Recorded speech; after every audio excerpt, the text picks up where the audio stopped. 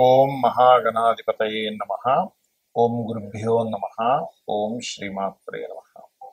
పరమేశ్వర స్వరూపమైనటువంటి జ్యోతిష, వాస్తు మరియు ఇతర అనేకమైనటువంటి శాస్త్రములను మనకు అందించినటువంటి మహర్షులకి నమస్కారం. హయగ్రీవ హయగ్రీవ హయగ్రీవేతియో వదేత్ తస్య నిస్సరతే వాణి జన్మకన్యా ప్రవాహవత్.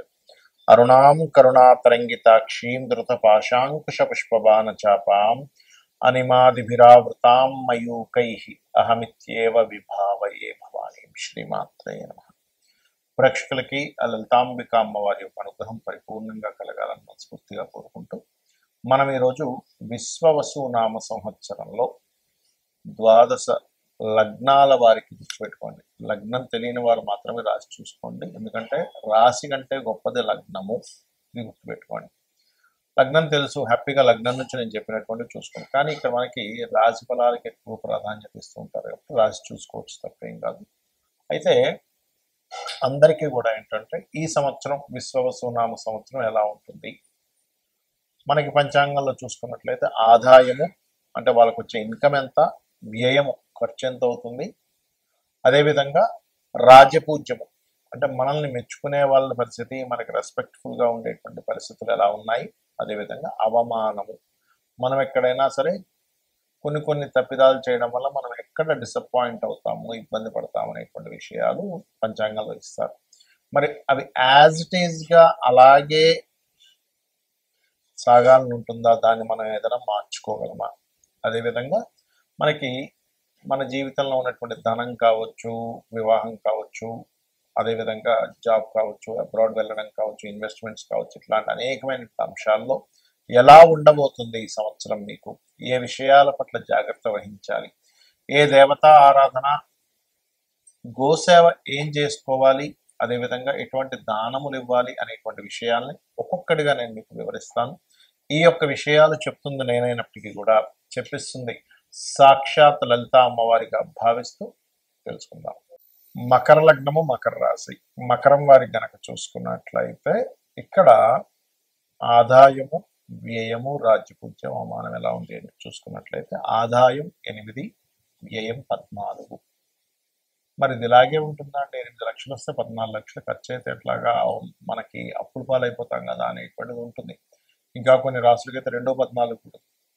దీని ఇది ఇలాగే ఉంటుందా, దీన్ని మార్చొచ్చా అంటే ఖచ్చితంగా దీన్ని మార్చుకోవచ్చు. కొన్ని చిన్న రెమెడీస్ ద్వారా, చాలా చిన్న రెమెడీస్ ద్వారా మార్చుకోవచ్చు. అలాగే రాజ్యపూజ్యం, అవమానం తీసుకున్నట్లయితే 4 రాజ్యపూజ్యం అంటే ఒక నలుగురు మనల్ని మెచ్చుకుంటే, నలుగురు అంటే ఎగ్జాక్ట్లీ నలుగురు అని కాదు, ఉదాహరణ చెప్తున్నాను. మెచ్చుకునే వాళ్ళ సంఖ్య 4 ఉంటే అవమానించే వాళ్ళ సంఖ్య 5 ఉన్నారు. మరి దీన్ని ఎలాగ మార్చుకోవాలి అని చూసుకున్నట్లయితే మకరం వారికి ఒక శుభవార్త ఏంటంటే ఎప్పటి నుంచో ఏలినాడు శని ప్రభావం తగ్గిపోతుంది. ఎందుకు 3లోకి శని వెళ్ళిపోతున్నాడు కాబట్టి ఇక్కడ ఆదాయాన్ని ప్రత్యేకంగా శని భగవానుడు 2లో ఉండి ఇబ్బంది పెట్టేది ఏమీ లేదు కాబట్టి గ్రహస్థితి మారింది. అయితే ఈ గ్రహస్థితి మారినప్పటికీ గ్రహం 2 సార్లు వక్రిస్తాడు మీనంలో ఉన్నప్పుడు. ఆ టైంలో మాత్రం కాస్త ఫైనాన్షియల్ మ్యాటర్స్ విషయంలో జాగ్రత్తగా ఉండండి. ఎప్పుడు అది July, middle of the July నుంచి ఒక 4 నెలల పాటు 2025వ సంవత్సరంలో, మరలా 2026వ సంవత్సరంలో కూడా జూలై నుంచి ఒక 4 నెలల పాటు జాగ్రత్తగా ఉండండి. 4-4.5 నెలల పాటు. ఎందుకంటే శని 2వ స్థానం వైపు వక్రగతిలో వస్తాడు ధనస్థానంలోకి, అందుకని అక్కడ చూసుకోవాలి కొంచెం. అంటే ఆ టైంలో మీరు ఏదైనా బిజినెస్లో ఇన్వెస్ట్మెంట్స్ చేయడం ద్వారా ఎక్కువ ఖర్చులు అవుతూ ఉంటాయి. సో ఈ విషయం గుర్తుపెట్టుకోండి.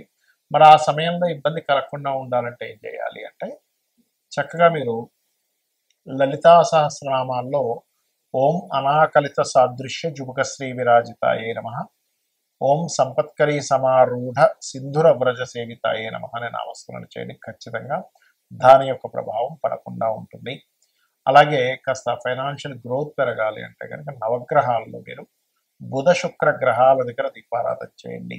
ఖచ్చితంగా మీకు ఫైనాన్షియల్ గ్రోత్ ఉంటుంది. ఎందుకంటే మకరం వారికి ఎంత మీకు ఆదాయం అలా చూపిస్తున్నప్పటికీ కూడా గురువు యొక్క దృష్టి 2వ స్థానం మీద ఉంది.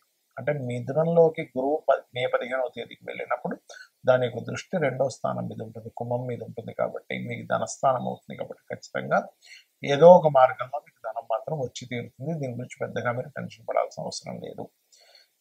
ఇక రాజ్యపూజ్య అవమానాలు కనుక మనం మార్చుకోవాలి, దానికి సంబంధించినవి ఎటువంటి పరిహారాలు చేసుకుంటే బాగుంటుంది అంటే, మకరం వారికి రాజ్యపూజ్యాన్ని ఇచ్చేటువంటి స్థానం దశమ స్థానం శుక్రుడు అవుతాడు. మీరు ఎంత ఓం రాజశ్యామలాయై నమః అనే నామస్మరణ చేసుకుంటే అంత రాజ్యపూజ్యం పెరిగి తీరుతుంది, అందులో ఎటువంటి సందేహం లేదు. అలాగే మీకు మంత్రస్థానాధిపతి కూడా శుక్రుడే అవుతాడు కాబట్టి ఎంత మంత్ర సాధన చేసుకుంటూ ఉంటే అంత ఫినాన్షియల్ గ్రోత్ పెరుగుతుంది, గుర్తుపెట్టుకోండి మకరం వారికి ప్రత్యేకంగా. అలాగే అవమానం సంఖ్య కూడా 5 ఉంది కాబట్టి దీన్ని ఎలా తగ్గించుకోవాలి? సర్వసాధారణంగానే మనకి 2 గ్రహాలు అవమాన స్థానంలో తిరుగుతున్నాయి. ఫస్ట్ ఆఫ్ ఆల్ మనకి ఒక 6 గ్రహాల అవమాన స్థానంలో షష్టగ్రహ కూటమి వస్తుంది. ఇది విశ్వవసునామ సంవత్సరం ప్రారంభంలోనే వచ్చి మీకు ఏమవుతుందంటే అది ఒక 15 రోజులు ఉండి దాని తర్వాత ఒక్కొక్క గ్రహము కదులుకుంటూ వెళ్ళిపోయి 4 గ్రహాలు 3 గ్రహాలు అలా మారుతూ వస్తూ మొదటి 2 నెలలు మాత్రం ఎవరితోనైనా ఏదైనా కమ్యూనికేట్ చేసేటప్పుడు కొంచెం జాగ్రత్తగా ఉండండి, ఇది మెయిన్గా గుర్తుపెట్టుకోండి. అలాగే జాగ్రత్తగా ఉంటూ మీరు ఓం కర్పూర వీటికామోద సమాకర్ష దిగంతరాయే నమః ఖచ్చితంగా మీకు అవమానం తగ్గేలా చేస్తుంది అమ్మవారు. ఇక మిగతా అంశాలు కనుక చూసుకున్నట్లయితే ఫైనాన్షియల్ గ్రోత్ బాగానే ఉంటుంది, ఏం టెన్షన్ పడాల్సిన అవసరం లేదు. కాకపోతే కొన్ని కొత్త ఎక్కువగా ఒకటేసారి ఎక్కువ ప్రయత్నాలు చేస్తారు, కొత్త ప్రయత్నాలు. మరియు మొదటి 3 నెలలు ఏదైనా ప్రాపర్టీస్ మిషనరీస్ ఇట్లాంటివి కొనుగోలు చేసేటువంటి విషయాల్లో కాస్త జాగ్రత్తగా ఉండండి. సంతాన అభివృద్ధి అయితే ఖచ్చితంగా ఉంది, అందులో ఎటువంటి సందేహం లేదు. అందులో ప్రధానంగా మీకు రుణము కోసం చేసే ప్రయత్నాలు ఫలిస్తాయి, అందులో ఎక్కడా కూడా సందేహించాల్సిన అవసరం లేదు. కాకపోతే మీకు సప్తమ స్థానంలో కుజుడు వచ్చి నీచ పొందుతున్నాడు కాబట్టి మొదటి 2-3 నెలల్లో కూడా మీరు విశ్వవసునామ సంవత్సరం మార్చి నుంచి ప్రారంభం అవుతుంది కాబట్టి ఏప్రిల్ నుంచి ప్రారంభం అవుతుంది కాబట్టి మార్చ్ ఎండింగ్ అండ్ ఏప్రిల్ నుంచి ప్రారంభం అవుతుంది కాబట్టి ఏప్రిల్ మే జూన్ మాసాల్లో వివాహ నిర్ణయాలు పార్ట్నర్షిప్స్ రిలేటెడ్ సంబంధించిన విషయాల్లోని కొంత ఘర్షణ యోగం ఏర్పడనుంది కాబట్టి ఈ యొక్క విషయాల్లో కాస్త జాగ్రత్తగా ఉండండి.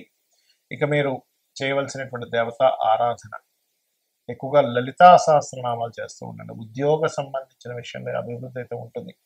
ఇంకోటి ఏంటంటే కాస్త మే మాసం నుంచి కాస్త ఎప్పుడైతే అష్టమంలోకి కేతువు మారుతాడో రీసెర్చ్ చేసేటువంటి వారు కెమికల్ రిలేటెడ్ వాటిలో వర్క్ చేసేటువంటి వారు కొంచెం జాగ్రత్తగా ఉండండి. అలాగే మరొక విషయం ఏంటంటే ఇక్కడ ప్రధానంగా ఈ 4వ అధిపతి సప్తమ స్థానంలో నీచంలో ఉంటున్నాడు కాబట్టి మీ యొక్క జీవిత భాగస్వామికి మొదటి 3 నెలల ఉద్యోగ విషయాల్లో కొంత స్ట్రెస్ ఉంటుంది మకరం వారికి.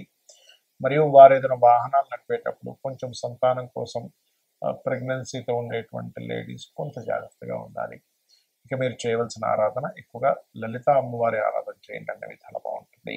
చాలా మందికి జాతక చక్రం ఉండదు, మరి వాళ్ళు ఏం చేయాలి? ఎందుకంటే వాళ్ళకి రాశి నక్షత్రము లగ్నం ఏమీ తెలియదు. అటువంటి వారు ఈ సంవత్సరం పరంగా చూసుకుంటే ఈ సంవత్సరం అందరూ కూడా కాస్త ఇన్వెస్ట్మెంట్స్ చేసే విషయాల పట్ల కాస్త జాగ్రత్తగా ఉండాలి. ఎందుకు? సహజంగానే కర్మకారకుడు సహజంగా 12వ స్థానంలో ఉన్నాడు అంటే ఒకసారి 1-4 సార్లు దాన్ని అనాలిసిస్ చేసుకుని ఇన్వెస్ట్మెంట్ చేయండి. అది గృహం మీద, స్థలం మీద, బిజినెస్లోనా, షేర్ మార్కెట్లోనా, మ్యూచువల్ ఫండ్స్లోనా అనేటువంటిది కాకుండా ప్రతిదాన్ని క్లియర్గా మీరు అనాలిసిస్ చేసి నేను దీంట్లో ఇన్వెస్ట్మెంట్ చేస్తే అంతవరకు కరెక్ట్ అనేటువంటిది ఒకసారి అనాలిసిస్ చేయండి. ఎందుకంటే రాబోయేటువంటి కాలం ఆల్రెడీ 3 సంవత్సరాల క్రితమే నేను మీకు హెచ్చరించాను. రాబోయేటువంటి కాలం జాబ్స్ తక్కువ, సొంతంగా మనం చేసుకోవాల్సిన సమయం ఆసన్నం అవుతుంది అని 2.5-3 ఏళ్ల క్రితమే హెచ్చరించినటువంటి వీడియోలు ఉన్నాయి, యూట్యూబ్లో చూడండి కావాలంటే.